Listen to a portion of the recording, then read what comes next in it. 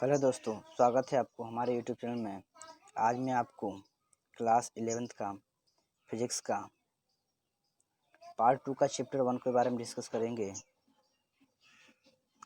Part 2 में पहला video में प्रत्यास्थता का दे चुका हूँ, ठीक है। इसके पहले वीडियो में सारे जो इम्पोर्टेंट थे उसको भी डिस्कस करूँगा, ठीक है, किया था। और आज मैं भी कुछ क्वेश्चन को डिस्कस करूँगा। तो चलिए देर न करते हुए वीडियो को शुरू करते हैं।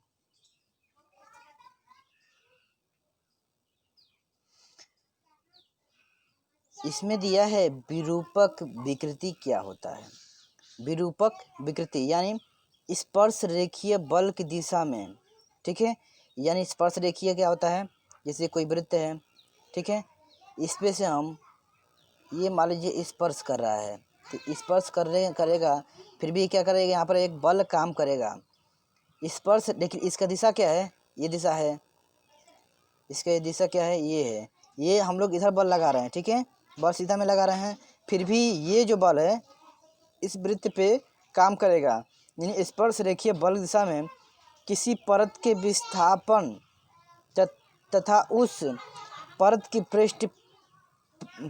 की स्थिर पृष्ठ से दूरी के अनुपात को विरूपक विकृति कहते हैं। यानी कहने का मतलब ये है, जैसे हमने एक पर बल लगाया, ठीक है, और ये जब जो ही मान लीजिए इस तरह से मारे, जैसे मान लीजिए यहाँ पर एक गेंद लटकी हुई है, गेंद लटकी हुई है, ठीक है। अब हमने क्या किया, एक तीर लगा करके धनुष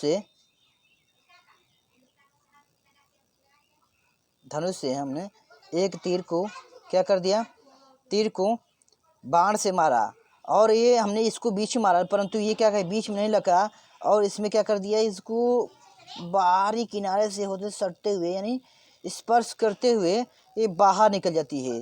तो क्या गेंद हिलेगी नहीं, डुलेगी नहीं, हिलेगी। यानी जितना गेंद हिल जाएगी, यानी गेंद हिल करके यानी इतना तक आ गया, तो यानी यहाँ से लेके यहाँ तक की बीच की दूरी, ठीक है, विस्थापन तथा उस परत की स्थिति, यानी ये स्थिति यहाँ पर है, ठीक है। पहले तो गेंद यहाँ पर थी, ठीक है, बाद में यहाँ पर हुई ना, देखिए चोट लगने के बाद यहाँ पर आई गई है, तो यहाँ से लेके यहाँ तक की जो बीच का जो अनुपात होगा, ठीक है, यानी प्रथम स्थिति और बाद की स्थिति के अनुपात को ही क्या कहते हैं, विरूपक विकृति कहते हैं, ठीक है। अब देखते हैं हम लोग हुक का नियम, मोस्ट इम्पॉर्टेंट क्वेश्चन है, ठीक है। हुक का नियम देखेंगे हम लोग। हुक का नियम में इस नियम के अनुसार प्रत्यास्था की सीमा, ठीक है, प्रत्यास्था की सीमा में किसी पदार्थ में उत्पन्न प्रतिबल उसमें उत्पन्न विकृति के अनुक्रमानुपाती होता है। ये परिभाषा क्लियर नहीं हुआ तो छोड़ दीजिए, फार्मूले को याद रखिए आप लोग, ठीक है, ठीक है। प्रतिबल जो होता है वो किसके समानुपाती होता है, विकृति, ठीक है, या फिर प्रतिबल बोलिए। प्रतिबल का परिभाषा बताए थे पिछले वीडियो में, और विकृति का भी परिभाषा बताए हैं। यानी प्रतिबल या विकृति जो होता है, ठीक है, वो किसके होता है, प्रतिबल विकृति एक दूसरे क्या होता है, अनुक्रमानुपाती होता है।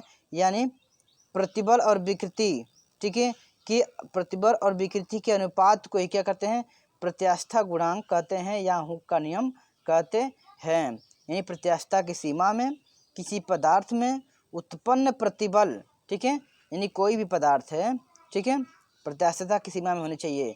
किसी पदार्थ में उत्पन्न, यानी इसमें उत्पन्न प्रतिबल, इस वस्तु में उत्पन्न प्रतिबल तथा उसमें उत्पन्न विकृति के अनुक्रमानुपाती होता है। यानी प्रतिबल और विकृति के अनुपात को ही क्या कहते हैं, प्रत्यास्था गुणांक या हुक का नियम कहते हैं। अब देखेंगे हम लोग भंजक प्रतिबल। भंजक प्रतिबल में क्या होता है, किसी तार पर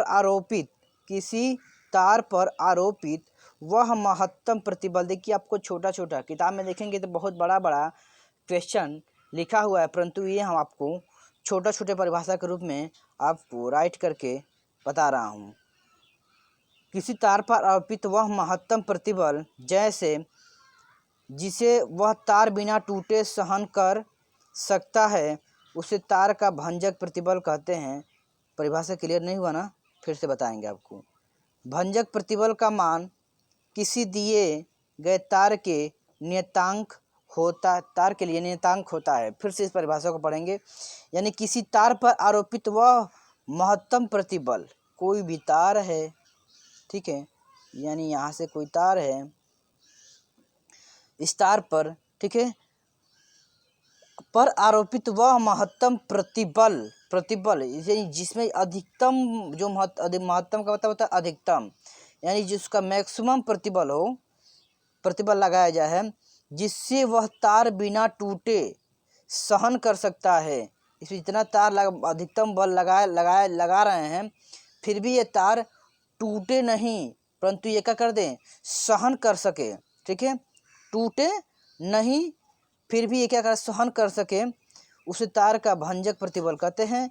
भंजक प्रतिबल का मान किसी दिए गए तार के लिए नियतांक होता है, यानी भंजक प्रतिबल F, ठीक है, जो कि बल लिखा है तो बल को F ही बोलते हैं। अनुक्रमानुपाती होता है, अनुप्रस्थ क्षेत्रफल यानी A के समानुपाती या अनुक्रमानुपाती होता है। अब देखते हैं प्रत्यास्था गुणांक, ठीक है। प्रत्यास्था गुणांक क्या होता है?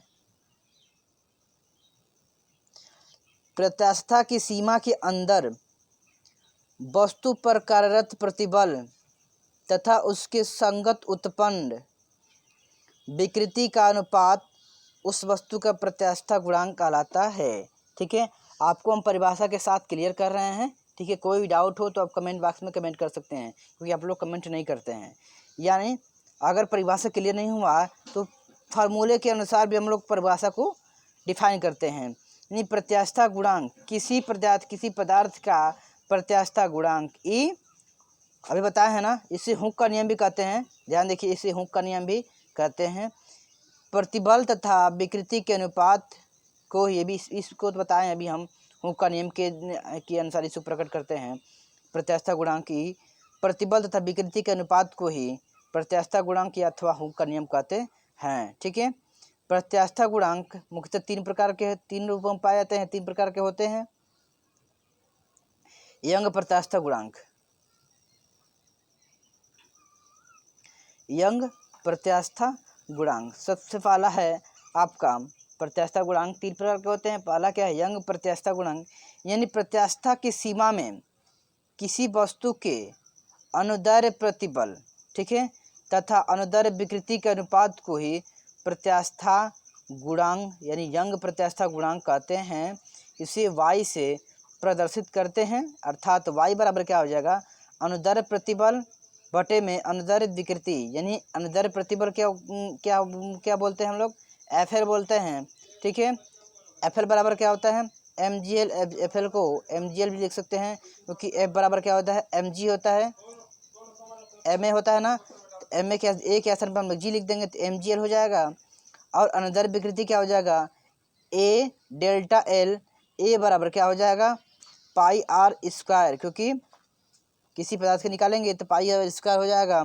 इसके बाद यहाँ तार की जो लंबाई जो होती है, L बराबर क्या है, तार की लंबाई है, डेल्टा L क्या है, लंबाई में वृद्धि। हमेशा डेल्टा L को लंबाई में वृद्धि के द्वारा ही दिखाते हैं, यानी L डेल्टा L बराबर क्या हो जाएगा, डेल्टा L बराबर हो जाएगा हमारा L2 माइनस L1 हो जाएगा, ठीक है। हमेशा डेल्टा L दिख जाए तो हमेशा क्या होता है, L2 minus L1, delta T दिख जाए तो T2 माइनस T1 होता है, डेल्टा P दिख जाए तो P2 माइनस P1 होता है, ठीक है। इसी तरह से डेल्टा L क्या हो जाएगा, लंबाई वृद्धि हो जाएगा, R क्या हो जाएगा, त्रिज्या हो जाएगा, A क्या हो जाएगा, अनुप्रस्थ काट का क्षेत्रफल हो जाएगा। हमेशा A जो होता है हमेशा अनुप्रस्थ काट का क्षेत्रफल दिखाता है।